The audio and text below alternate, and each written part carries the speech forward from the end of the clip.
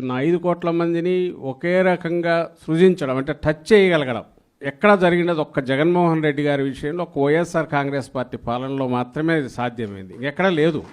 ప్రతి గడప అత్యంత సామాజికంగానే కాకుండా ఆర్థికంగా రాజకీయంగా అన్ని రకాలుగా చైతన్య రీత్యా కూడా అట్టడుగున ఉన్న దళితులతో పాటు ఆ చైతన్యం పుంజుకోవడానికి రావడానికి దశాబ్దాలు ఇప్పటికీ ఇంకా పూర్తి రాలా. అంటే మేము సమానులుగా ఉండడానికి మాకు హక్కు ఉందని రియలైజ్ కావడానికి కూడా దశాబ్దాలు పట్టింది.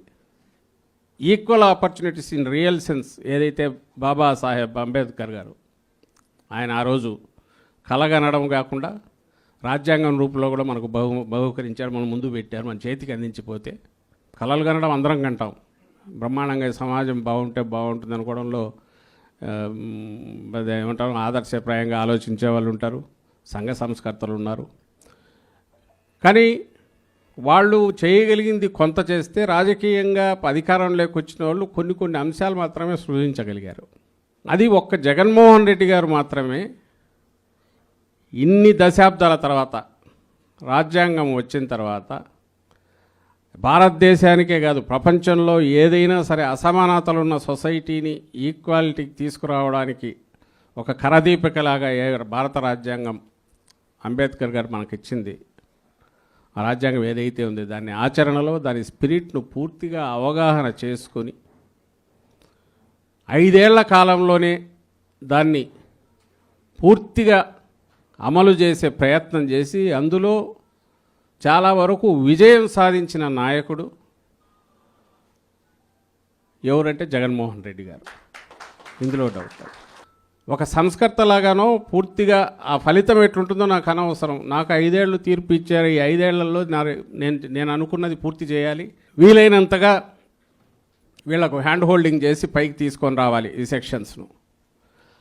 ఈ పునాదులు వేసినవి వాళ్ళ భవిష్యత్తు వాళ్ళు రాసుకునే రకంగా వీళ్ళకందరికీ అందుబాటులోకి తీసుకొచ్చి అప్పుడే నా జన్మ సఫలమవుతుంది అనుకొని ఆయన చేసిన ఎఫర్ట్స్ అది సిన్సియర్గా నిబద్ధతతో చేసినందుకు నాయకత్వం నాయకులు కింది స్థాయి వరకు అందరూ కూడా దీంట్లో కలిసి రాగలిగారు.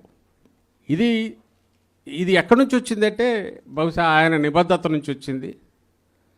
ఆ మొక్కవోని దీక్ష దాన్ని ఇది నమ్మిన దానికి ఎక్కడ కాంప్రమైజ్ కాకుండా నిలబడడం వల్ల వచ్చింది.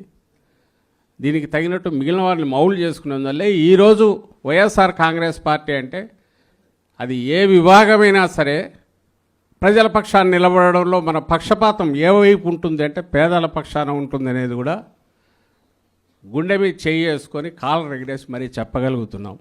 వేరే వాళ్ళు సంవత్సరం కూడా తిరగకముందే ఎక్కడ బయటికి రాలేని పరిస్థితి వచ్చింది అటువైపు. ఎందుకంటే రావడమే ఒక మోసపూరితమైన ఆలోచనతో.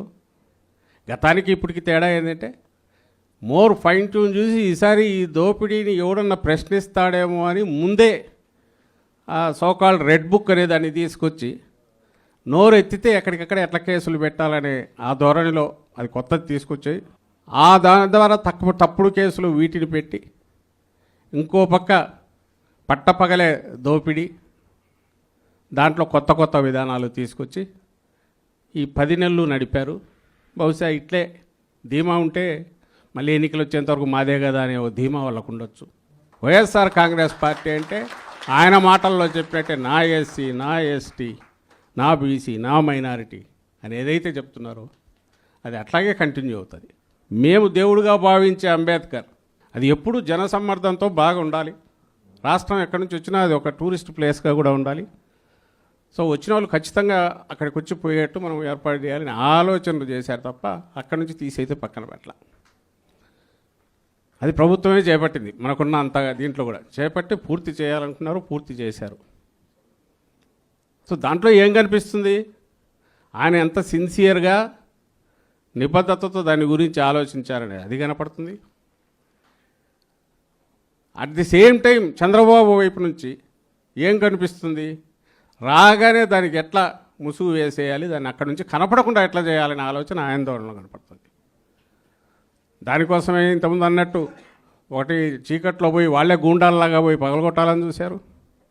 ఈ మధ్య ఫోటోలు చూశాను, మొత్తం గాలికి వదిలేశారు, చెత్త చెదారం అంతా పడి ఉంది. వాళ్ళ ఫేక్ దాన్ని మనం ఫేక్ చేయలేం, మన వల్ల కాదు. 100 కోట్లు 1000 కోట్లు దాని మీద పెట్టి అతను పెట్టుబడి ఎంత దాని మీద పెడతాడు చంద్రబాబు నాయుడు. మనం చేయలేం. మనది ఆర్గానిక్, మనది రియల్. మన కోసం ఎవరైతే నిలబడుతున్నారో పార్టీ కోసం అందరూ రెడీగా ఉన్నారు. ఓన్లీ వీళ్ళ మధ్య కనెక్టివిటీ లేదు, కోఆర్డినేషన్ లేదు. ఇంతకంటే పెద్ద సైన్యం అక్కర్లా.